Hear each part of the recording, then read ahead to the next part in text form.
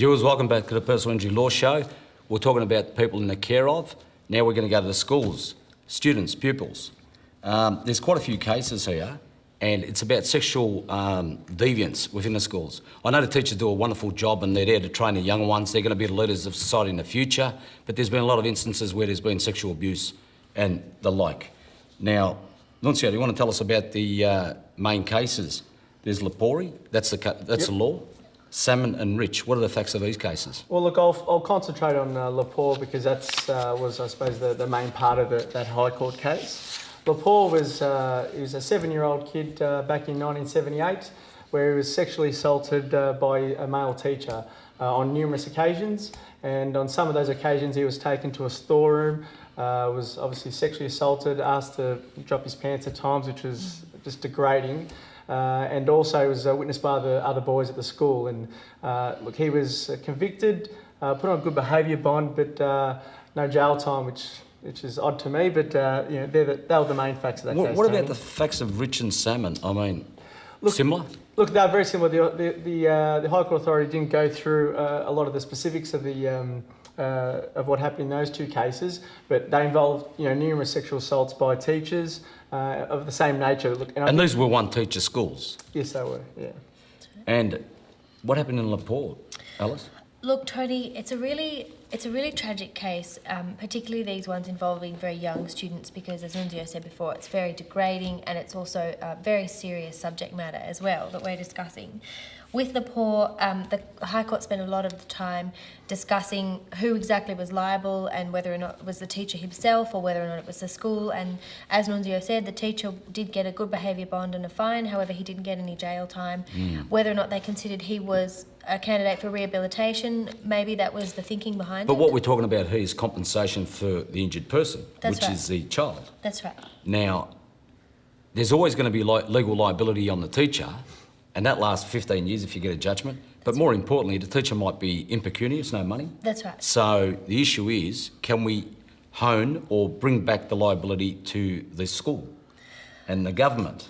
That's right. Look, Tony, the High Courts really struggle with this concept. It's a long case that discussed it at some length, but generally speaking, they found that the school was vicariously liable for the conduct of its employees, but it didn't have that non-delegable duty that we were talking about before with the nursing home. So what happened to Lepore? Did he win or lose? He lost. That's tragic. He lost, Tony. He said they found that the school's not liable for an intentional act in this case, and unless there was some fault on the school, but there wasn't in this case. Surely that can't be a good decision. Look, it's not a great decision, Tony, but look, it's the binding decision at the moment, so we're stuck with it. In what circumstance would the school be held liable, Alice? Can you think of examples? More examples would be, for example, if the school knew of a criminal history on the part of a teacher, but employed them anyway. But you wouldn't employ them? We'd hope so. We definitely hope so. But you need to find some kind of positive conduct on behalf of the school, whereas with Lepore's case, they put all of the responsibility on the shoulders of the individual and said, well, it's his intentional act, not our problem, what he's doing behind our back. All right, what if it was a case where they go to a school camp and, there's showers and this and that? Can you think of circumstances where the government's going to be held liable?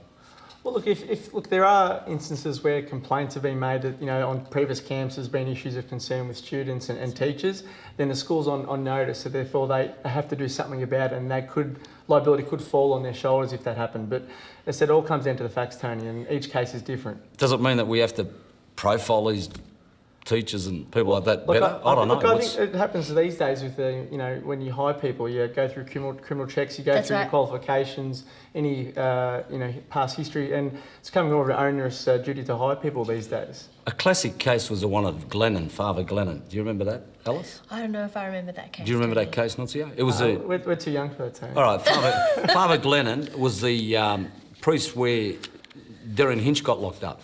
He went on camps, he was a karate expert, priest, and also sexually assaulted quite a few of his pupils. Now, in those circumstances, would the church be held liable?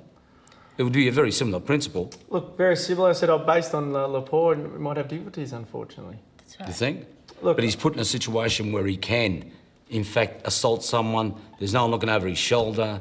he's on his own. Well, that's what the one thing Lepore says, that if you, with regard to vicarious liability, if there is a sufficient relationship where you're put in that situation, then liability might fall on their What shoulders. can you think of an example? I'm really struggling with this concept. I'm struggling with the concept as well, Tony, but a lot of these cases come down to foreseeability, i.e. what the school could foresee this person might do, which comes back to what their history is and what the individual is all about.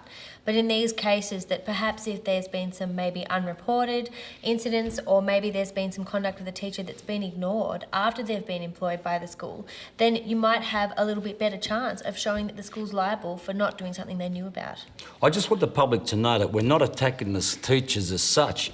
There's going to be a very, very small number, 0.000 of whatever percentage, that are causing these problems.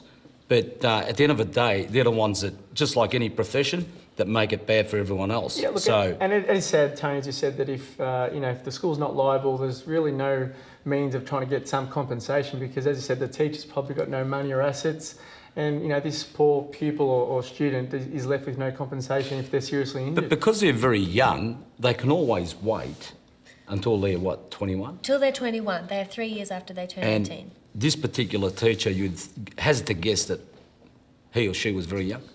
I think he was at this stage, yes. Yeah. So you'd think that by the time this 7-year-old turned 21, this teacher would be in his 40s. Yeah. And so at that point in time, possibly have a house. Possibly have a House. little bit more options to explore their You some sort of chattels or belongings that you could sue for. Yeah, look, yes, you're right, but the school is much easier because they've got insurance behind them, and that makes it a lot more advantageous to the pupil. So. That's right. So there's also a message for the perpetrators out there. Don't think you're going to get away with it, because you've got 15, 16, 17, maybe 20 years to wait for someone to institute proceedings against you. It just doesn't go away. There's a lot of cases these days where you hear of people that were assaulted when they were very young, and date of discoverability kicks in too, Alice. That's right, Tony. And what date of discoverability means is that you might not understand how it affects you fully until you're a little bit further down the track in terms of your life. So I might not be 30 until I understand what kind of consequences I've suffered from something that happened to me as a child.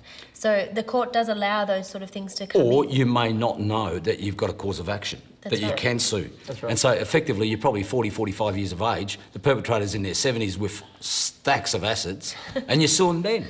Yeah, well, it can happen. And that's Tony. been happening a lot now. I've heard of a lot of cases where grandchildren have sued their grandparents for being sexually later on. assaulted. That's right. So, That's right. anyway, look, it's a very interesting topic. We should really look at it again, because there's a lot of examples. Every day I read the papers and I find stories of schools and aged care facilities. And look, I think it also will. The law will probably change at some stage too. That's right. It's, It always develops. Alice, It is it's always a serious pleasure case. getting you on this show. You're Thank you, fantastic. Tony. I know the viewers love you. We're going to go to the mailbag, viewers, so please stay tuned. Don't go away. Thank you.